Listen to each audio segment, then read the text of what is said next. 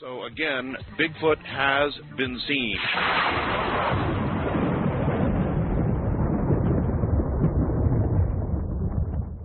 Now we take you back to the night of January 25th, 2000, on Art Bell, Somewhere in Time.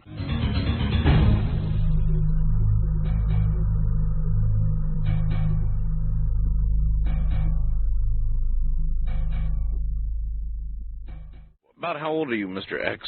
I'm 35. Uh-huh. And you live in eastern Washington someplace or another? Yeah. Okay. A small town. I live on the edge of town. Little town. You live in a place without a telephone? Yes. So you're, what are you doing up there? I mean, why are you all so by yourself up there?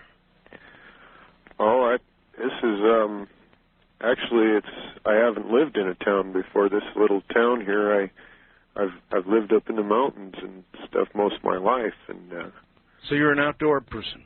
Yeah. And somewhat of a loner. Yeah. Gotcha. All right. So you went out to get some. It's pretty cold up there, isn't it? Yeah. What's the temperature running like? I don't know. It's right down around freezing right now. I can hear it in your voice. I know you're outside. So you went out to get some wood for your stove, something that you must do every single day, I'm sure, when it's cold like this. Yeah. Wood-burning stove? Yeah, every time my wood burns, I got to go out and get more. A few more pieces, you know. Yes, I do know. All right, so what's outside your door? Is it in the woods? What kind of area are you in? Actually, it's more desert region. Closer to desert than woods? Yes. All right. Well, I sure know about the desert. Anyway, so you open your door, and you go out to get some wood, and what do you see? Well, I was going to get my wood from a fir tree. I had some wood stacked there because the fir tree kept it from getting wet. It was real wet snow coming down at the time. And I have two doors, and I walked out my doors, and I stepped off my sidewalk to turn to go towards my tree to get wood. And right there underneath the tree on the other side of my wood pile was what looked to me like a Bigfoot. Doing what? Standing? Yeah, he was standing there, had his arms down to his sides, and he was looking through my window. And inside that window there, I got some plants growing on a table with a light on them. It's real easy to see in there. And he was looking through your window? Uh-huh. So you were looking then back at the house? I was looking down the side of the house. Down the side of the house. All right. As you came of his right side. Oh, my God. So you walked out the front door and looking down the side of your house. I was 20 feet away from where he was. All right. How big was this creature? My guess is he was about 7 foot 2 inches tall. I figure he was about a foot taller than I am. You're about 6? You're a little over 6? 6'2", yeah. And he had to be at least 7'2". Yeah. All right. Human features, hair. He looked about like a big ape, you know. His hair was probably 3 to 4 inches long. It was a beautiful, beautiful hair. It was grayish brown color. I haven't seen that color on another animal, you know, in the wild. Right. Was it exactly like an ape that we would see in the zoo, or were there differences? The hair was longer.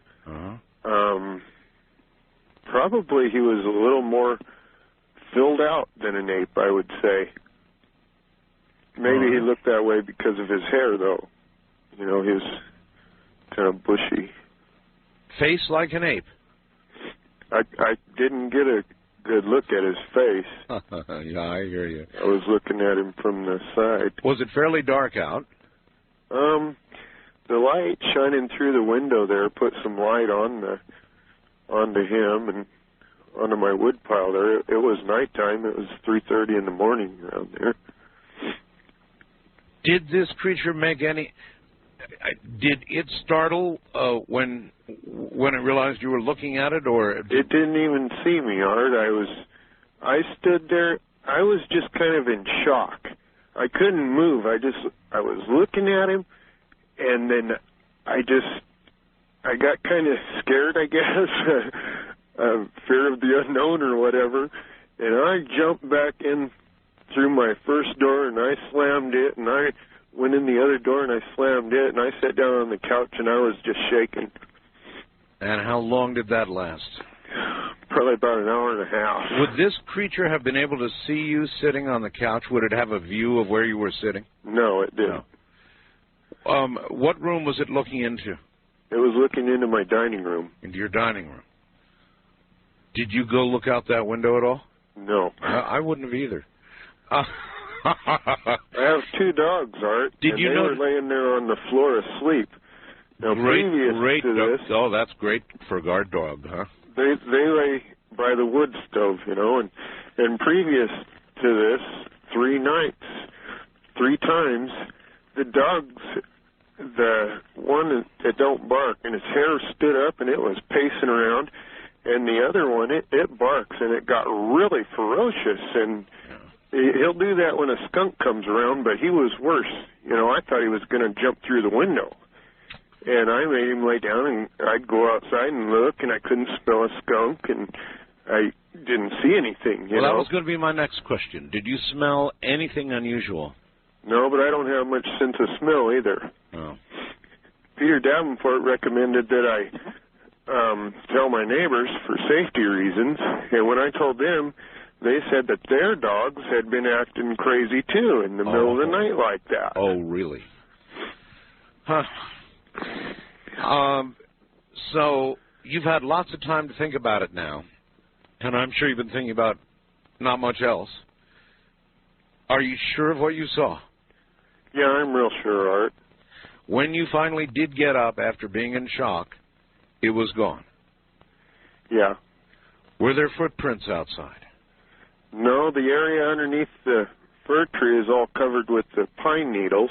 Yeah. And around that, outside of the pine needles, is crabgrass, and it was kind of beat down from the snow and the rain that we've been having.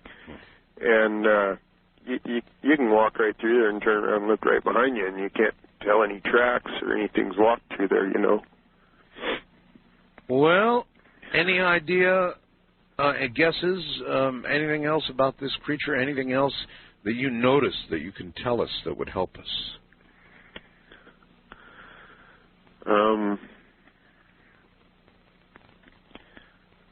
Well, not that I can think of, Art. It was standing up totally erect. Yes. I saw a special the other day on, I don't know what it was, one of the science channels. And there is an ape that stands on 2 feet and walks on 2 feet. And they haven't been able to figure it out, but it does that. And other than that, apes don't do that. They don't do that. So you saw something pretty weird. You think it's going to come back? Well, I sure hope not. Last night I was pretty shook up last night because I was worried about him coming back, That's what I think I would. That's why I asked you that, because I would be worried about exactly the same thing. In other words, what did it... If he does come back, I hope that I don't panic like I did this time.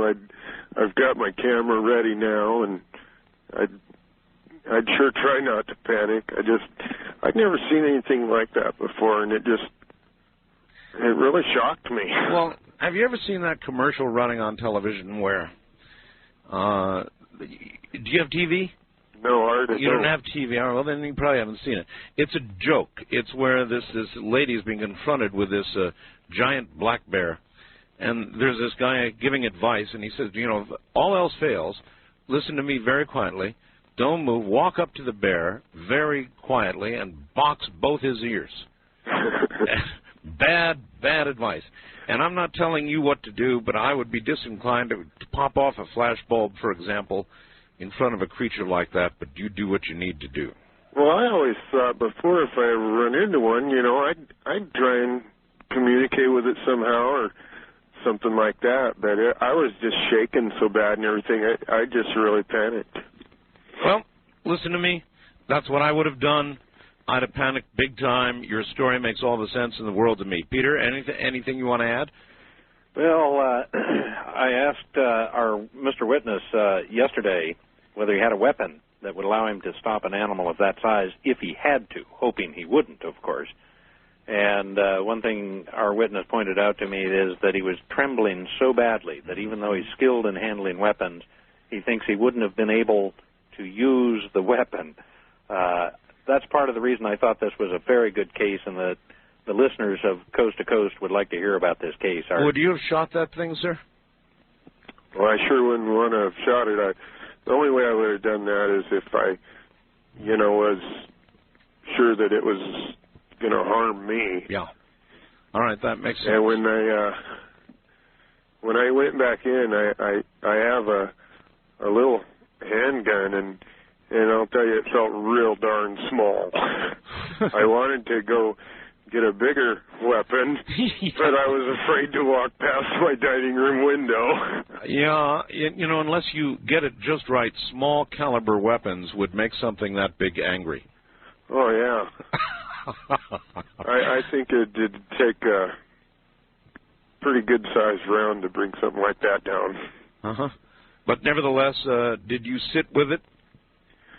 Did I sit with what? Yeah, as you with your gun. Oh, yeah, it was right there beside me. Okay. I was just waiting for something to crash through the door of the window, Yeah. Well, see, you did, I hate to say it, but exactly what I would have done. I would have panicked. I would not have confronted the animal. I might have thought about a camera, but I'm not so sure I'd had the guts to do it. So you really did exactly what I would have done. I want to thank you for coming out in the middle of the night, in the cold, to tell this story when I know you really didn't want to tell it at all in the first place anyway, did you? No, Art, I really didn't. I'm not going to be bragging about this to my friends and stuff, that's for sure. Huh. I appreciate your coming on the program, sir, and if more of you would do what you have done, maybe we'd get to the bottom of what all's going on out there. Thanks so much. Thank you, Art. All right. Good night, Mr. X, who doesn't want to be known, nor does he want to know, he want it known, rather, where he is specifically. He doesn't want any notoriety. And you just heard what he ran into.